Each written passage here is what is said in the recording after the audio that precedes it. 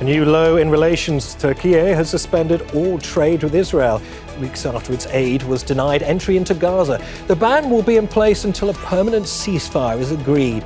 But how will this impact Israel's actions in Gaza and its economy? This is Inside Story.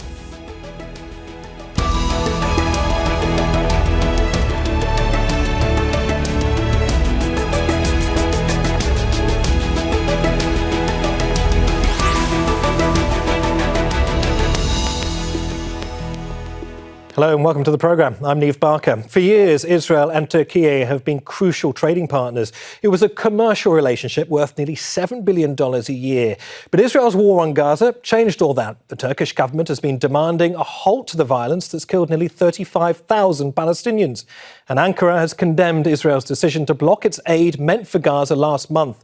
President Recep Tayyip Erdogan has now announced a total trade ban until Israel agrees to a ceasefire. But has he acted under domestic pressure after a setback in local elections was partly blamed on the country continuing to do business with Israel? And how will this affect the economies of both sides?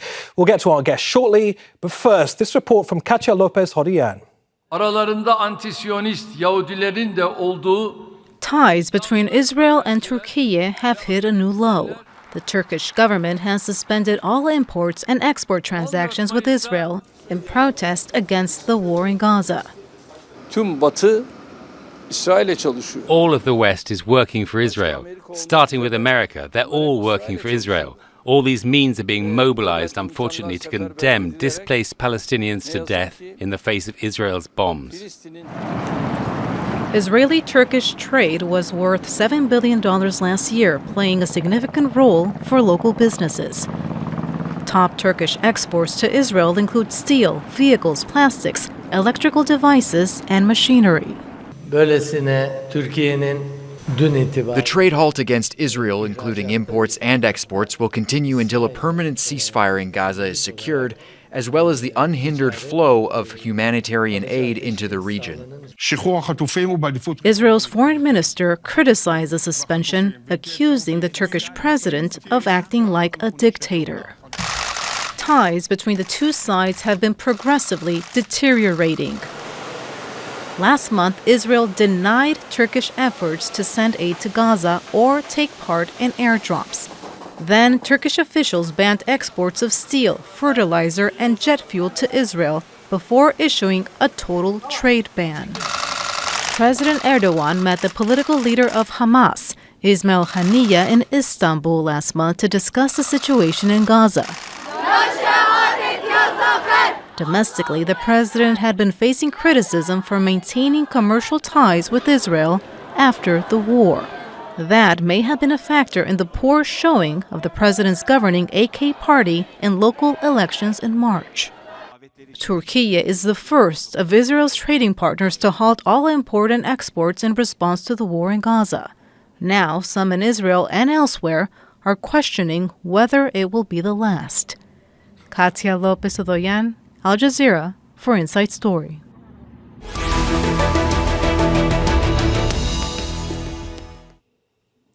OK, well, let's bring in our guest now in Istanbul, Vehbi Baysan, political analyst and assistant professor at Ibn Haldun University. In Tel Aviv, Gideon Levy, author and columnist at the Haaretz newspaper. And in Vienna, Vladimir Varno, chief economist at the international think tank Globsec. A warm welcome to each of you. Thank you very much for your time. Gideon, I wonder if I can start with you. What does it mean for the first Muslim majority country to recognise the state of Israel back in 1949 to now take this step of halting all trade ties with Israel? It has all kinds of meanings. It can be also a beginning of a tendency which will carry more states, not only Muslim ones. But I hope, and at this moment, this hope looks a little bit more realistic, that a ceasefire will be achieved very soon. And then even Erdogan says this ban will be cancelled. In any case, we shouldn't underestimate this step, because it has many economical, cultural, political, and social, and even military consequences, and I guess we'll talk about them later on. Yeah, certainly. We will get on to the political and economic impact of all of this decision. But maybe this isn't the first time Turkey has cut diplomatic ties with Israel, is it? Back in 2010, it cut ties after 10 Turkish aid workers were killed as they tried to make their way through the Israeli maritime blockade of Gaza. They were killed by Israeli commandos. Relations, though, were restored in 2016, and there have, though, since then been multiple tit-for-tat expulsions. How long do we expect this latest move by Turkey to last? Well, you mean the one, the flotilla had been attacked in the international waters in the Mediterranean, and it was the diplomatic ties, but we can see that the military cooperation as well as economic continued during those so-called ban or cutting relations with Israel. So it was only diplomatic, and people in Turkey sees it as a quite symbolic. But now it has been officially announced in Turkey that they're cutting all trade and business and commerce ties with Israel. This is far more serious. And as expected, received quite mixed reactions in Turkey, saying it's, first of all, unprecedented, unexpected, and therefore you have quite a lot of different views on this. Is there a degree of concern then, given the Israeli response to this move? They say that Turkish businesses will be affected. Is there any concern that this move may be harmful domestically?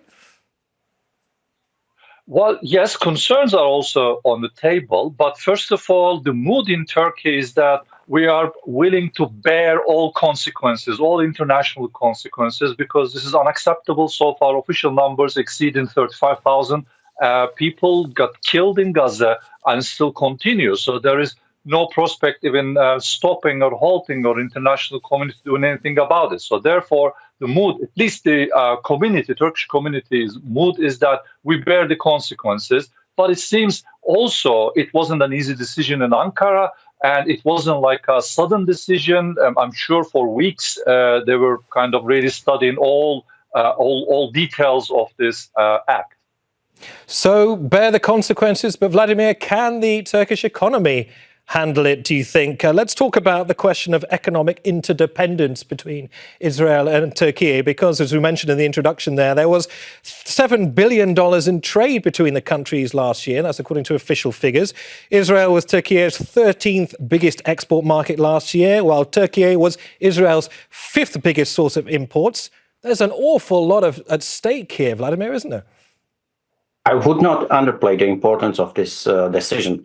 Market economists like to say that the way up is usually through the stairs, but the way down is via elevator. And I would like to emphasize that this decision, this part of the economic warfare, because that's what the embargo is, has came after over 2 decades of very gradual build-up of the mutual economic trade relations, starting through the treaties of 96, 97, and 98, when the trade between the two countries went from negligible to, as mentioned, Turkey now stands as the 5th or 6th biggest export territory. As I've mentioned, the trade embargo is part of the economic warfare. It is an effort which in itself implies that the countries or the country declaring the embargo feels adversary to the country against which the embargo has been declared. And as it happens in the warfare, both sides stand to lose. So Turkey stands to lose in excess of 5 billion of export revenues.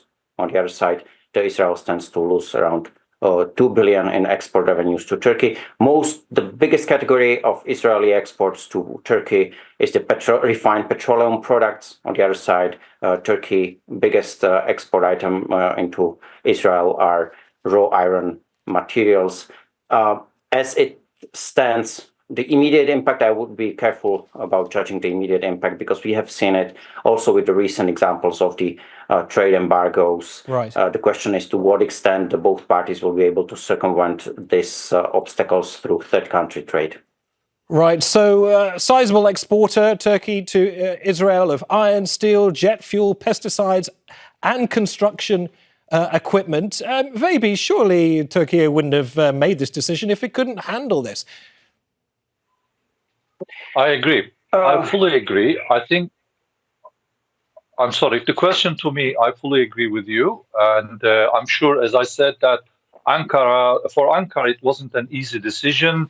And we know that even behind the curtains, a lot of efforts had been spent just to stop this bloodshed and genocide in Gaza. But it seems it's not going anywhere. And of course, we cannot neglect also, according to some commentators in Turkey, the domestic pressure and especially the results of the local elections. But nevertheless, we know that President Erdogan had really personally, for decades, always tried to help Gazans or Palestinian cause for a two-state solution or even peaceful solution.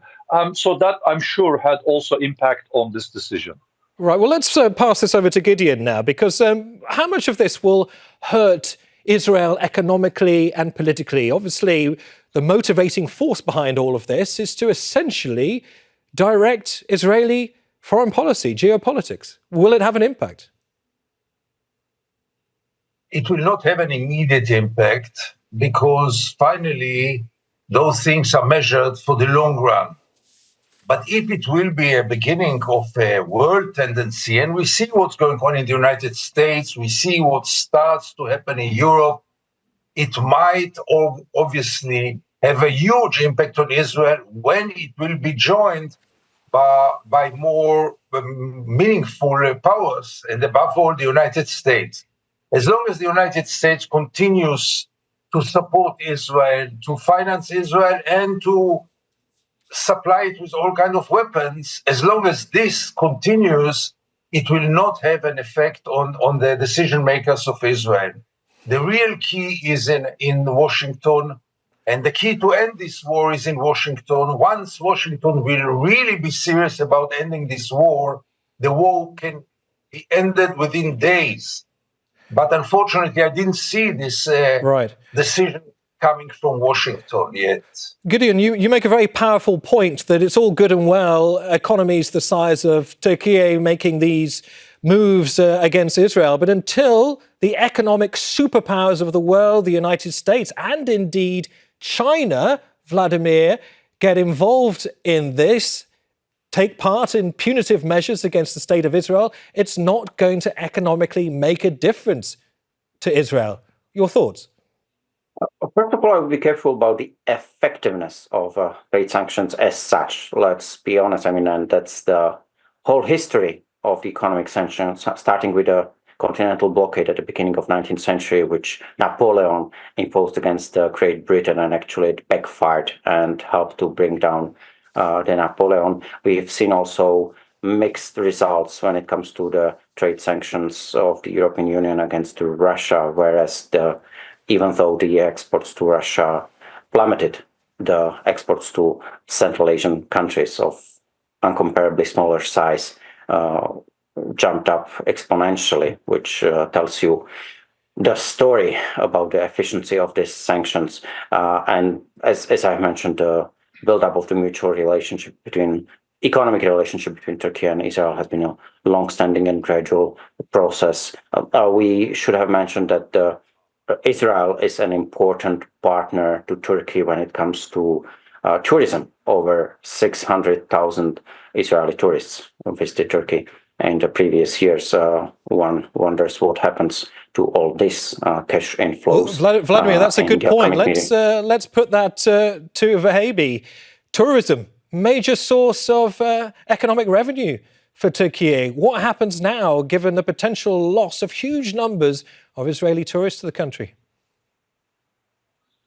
Well, I certainly agree, but one thing I'd like to clarify, it's my personal opinion, but this decision is not against the people of Israel, because last night Erdogan meeting with the major businessmen representatives at a dinner, and then the talk he made there, he made it absolutely clear, and it's not against people's state of Israel, no, certainly, but he singled out, especially the administration, and named Mr. Netanyahu, calling him as an impossible person to deal with. So until drastic measures taken, the ban will continue. So now I'm sure the loss of revenues in the tourism, obviously very important. But what would be quite upsetting is that like a Muslim country against a Jewish state type of thing. That would be very wrong, because Israeli tourists were always welcomed in Turkey, and they're kind of causing no danger to them. So they loved coming. 600,000 people, as mentioned,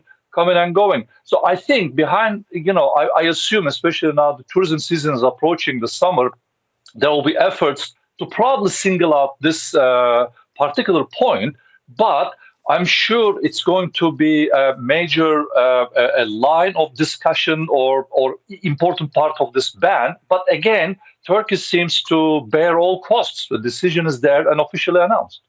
Gideon, I want to put this to you, if possible, because we've heard from the Israeli foreign minister, who has instructed the country to, quote, find alternatives to trade with Turkey and ramp up local production. Let me start by asking you where these likely alternative trade partners are.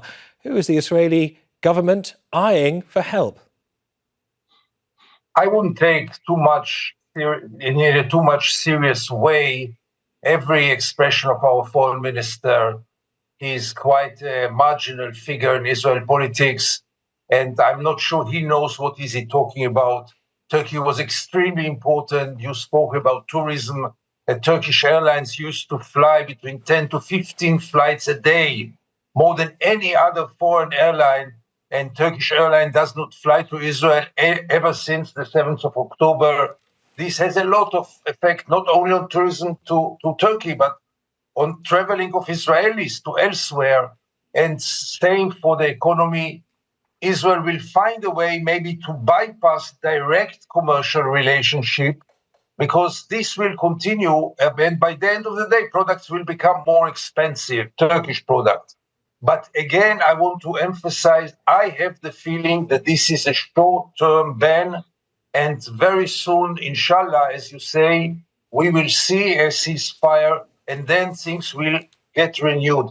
Don't forget that the relations between Turkey and Israel had so many ups and downs in recent years. And every time there was a way to get out of the crisis and to renew the relationship, including hundreds of thousands of Israelis who one day were threatened not to go to Turkey because it is so dangerous there. And the next day they went there by hundreds of thousands, because there is no alternative to Antalya, for example. Gideon, let me ask you to sort of flesh out a point that you made there, because you talked about the rate of accelerated inflation in the country that I understand is at 2.7%. That's much higher than initially expected. Apparently clothing, footwear, housing, healthcare, transportation, all of this has gone up in value. How mindful is the Israeli government about this impact on consumers in the country? Consumers, therefore, also voters. Unfortunately, we don't have a functioning government right now.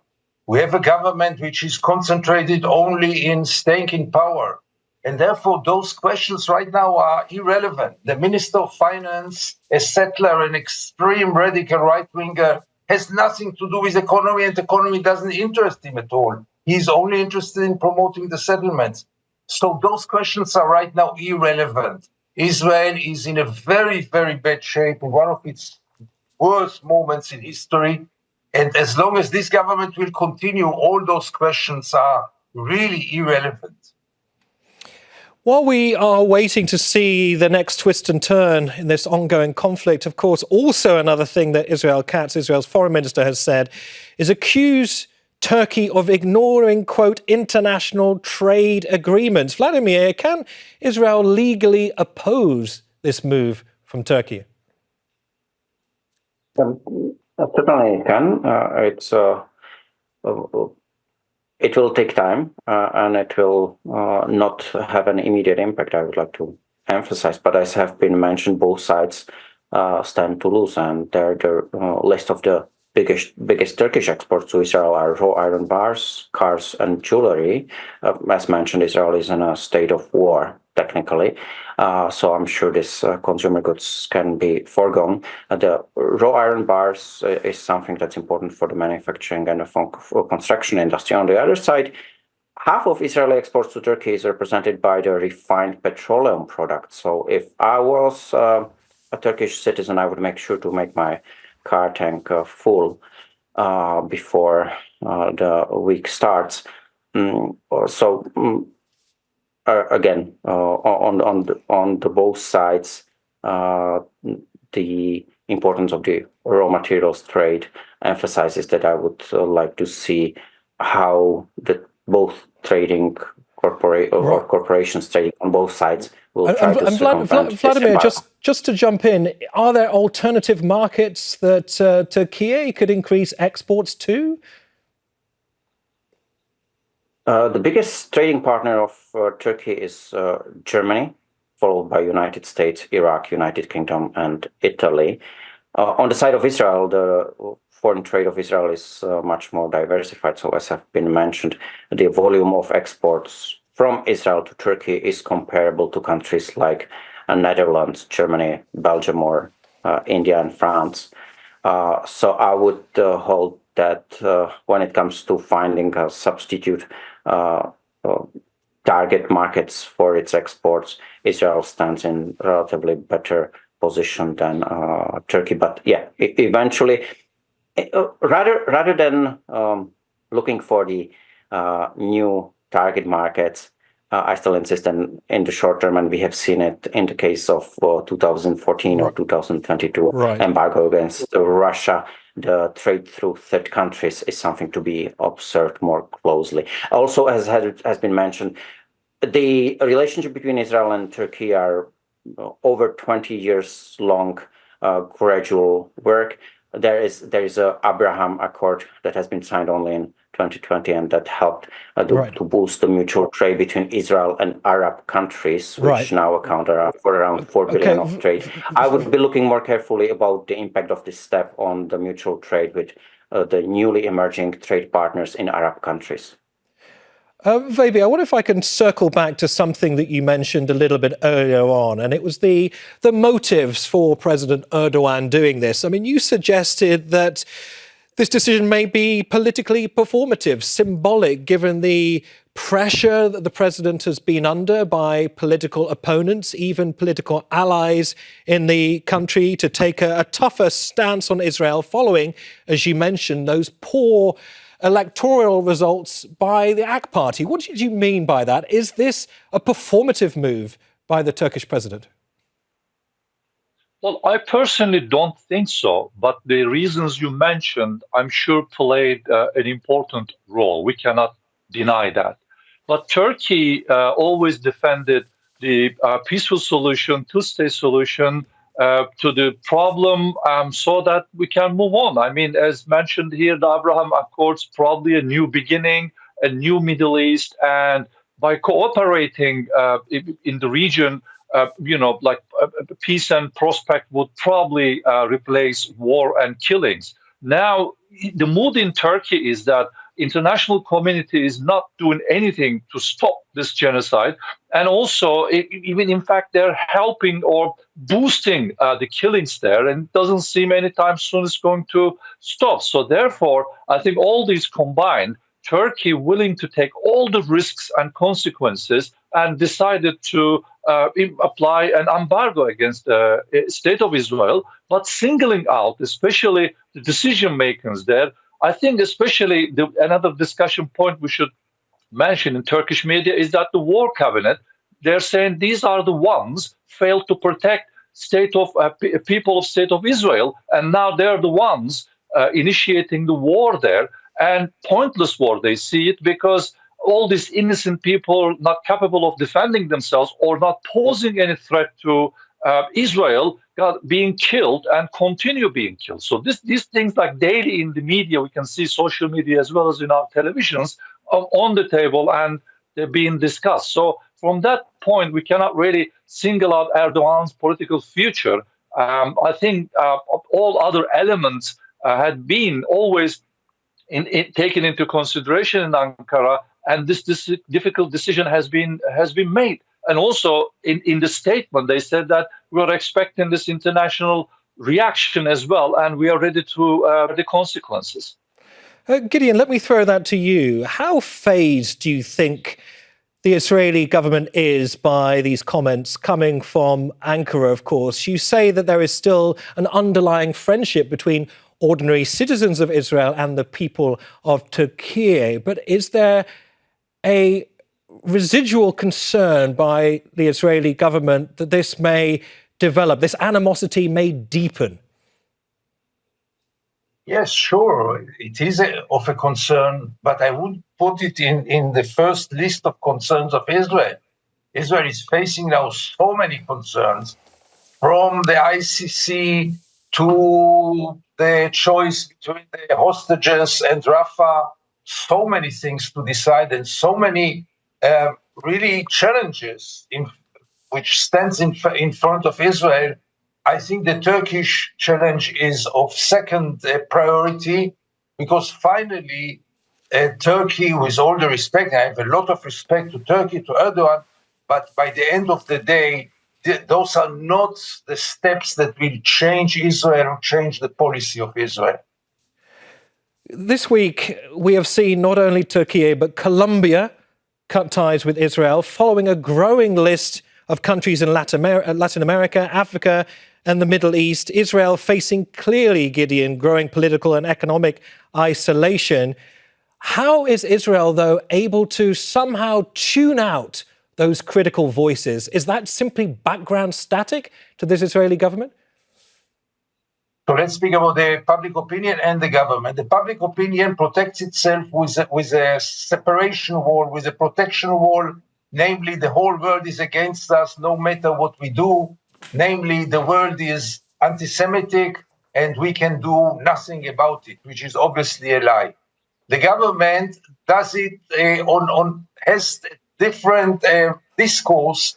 Namely, what can we do to stay in power? I would say, in a light way, that cutting relations with Colombia or the riots in Columbia University, Israel is much more concerned about the riots in Columbia University. Right, and we wait to see how Israel potentially will react, or not react even. Gideon Levy, Baby Basan, and Vladimir Vano, a pleasure to have you on Inside Story. Many thanks for your time. Well, and thank you too, of course, for watching. And you can see the programme again anytime by visiting our website, aljazeera.com. And for further discussion, go to our Facebook page. That's facebook.com/AJ Inside Story. And you can also join the conversation on X. Our handle is @AJ Inside Story. From me, Neave Barker, and the entire team here, it's bye for now.